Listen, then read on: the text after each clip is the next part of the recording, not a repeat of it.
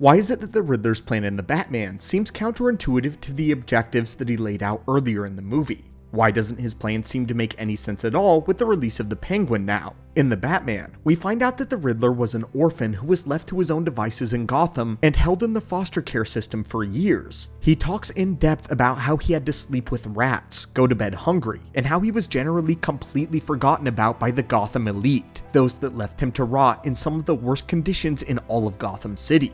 Thomas Wayne's Renewal Fund, which was designed to aid programs like the foster care system, education, transportation, and the other public goods and services, had completely washed up, and the Riddler began to harbor a grudge against the political corruption that had plagued his city. He spent the duration of the movie targeting officials within the government who had been responsible for turning a blind eye, and his intention was to shine a light on just how broken the city was on a systemic level. All of the Riddler's targets played some role in making the criminals of Gotham more powerful at the expense of the innocent, and this is the core thesis of what the Riddler wants for the first 2/3 of the Batman with this objective. But in the final act, we find out that they planted explosives along the Gotham seawall, which would flood the city when they are activated. He succeeds in doing this, and in the Penguin, we learn a bit more about the demographic that is suffering the worst due to the Riddler's actions, which is where we get some confusion regarding exactly what his idea and his plan was. The news cycle in the first episode confirms that the poorest parts of the city were the one that was affected the worst, that he flooded people just like him rather than harming any of the Gotham elite. In addition, he also took a shot at the mayor-elect Bella Real, who had spent the entire film advocating for the reconstruction of the middle class and the aid of the poorest majority of Gotham.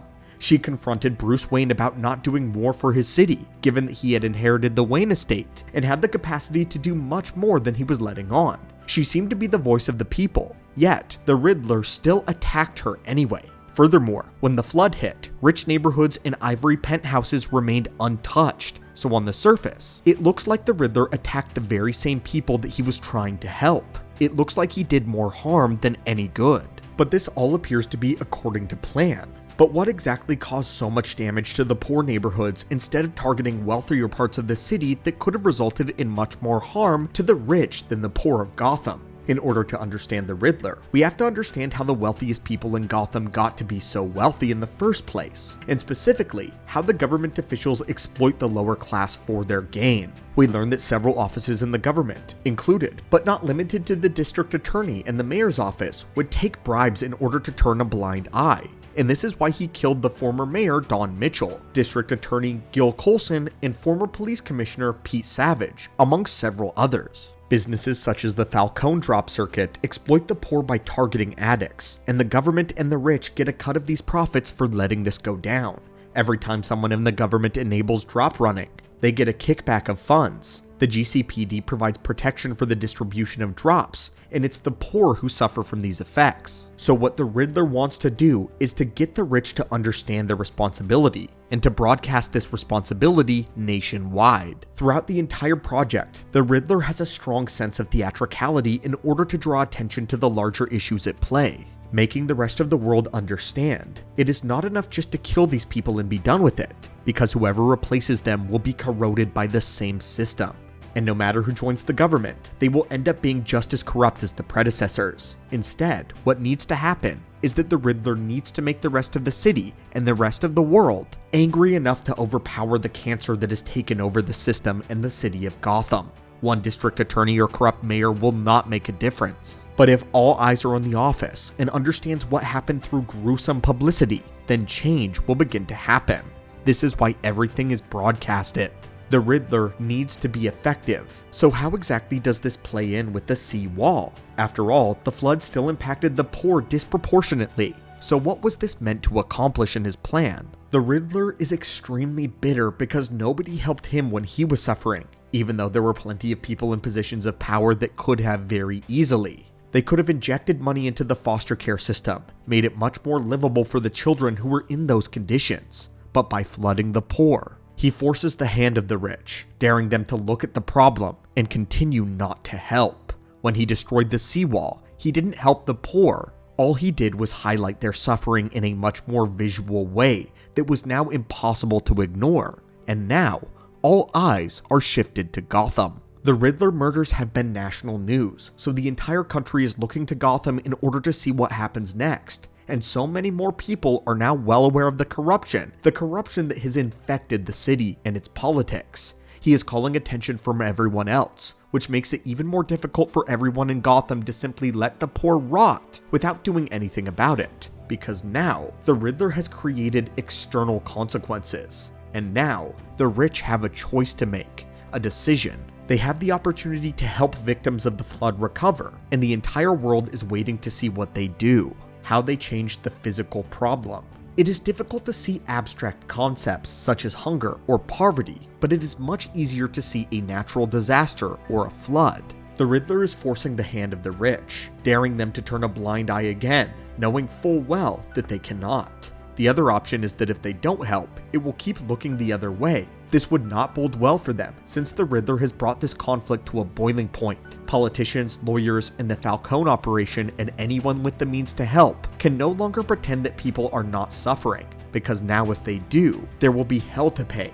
Even if the rest of the country still does not intervene, the poor will have had enough. The poor have nothing left to lose, and since they are at their absolute low point, there is no telling how they will respond to being ignored. In the Riddler's mind, he is hoping for a full-scale revolt of the rich if they do not start pulling their weight.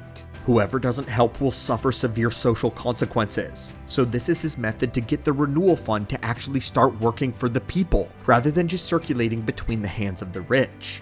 Anyone who has the means to help and does not will be pulled straight into the public eye, and their entire enterprise will be ridiculed for not doing more for their city and their people, especially when so many of the very same people who work for the rich and elite in Gotham will suffer. The rich will get rich due to their businesses, and the businesses have to be run by employees, which are pulled from the people of Gotham. In order to rebuild their enterprises that made them rich in the first place, the people of Gotham will either need to find new employees or help the current employees get out of this disaster. What this doesn't address, however, is the assassination of Bella Real. But in the long run, it actually seems like her survival worked more in the favor than a successful assassination would have. If she had died, the poor would have used her as a martyr, but since she had been such a strong activist for the everyman, her death, in his mind, would have caused riots where the poor demand what is theirs, and it was this belief that she could have incited a full-blown revolution in the first place, since the poor quite literally had nothing to lose. Once they had nothing left, the rich are either forced to help, or it was off with their heads. Either way, the Riddler wins. The Riddler created a situation where there was no losing condition for him. His message was out there, and there is nothing that anyone can do to repair the damage that he has done.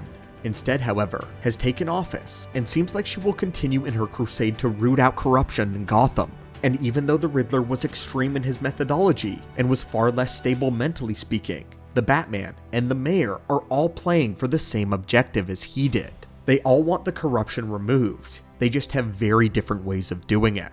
Now people like Commissioner Gordon and the Mayor are all starting to take on more prominent roles in the Gotham offices, and hopefully this represents a start of a healing for Gotham City.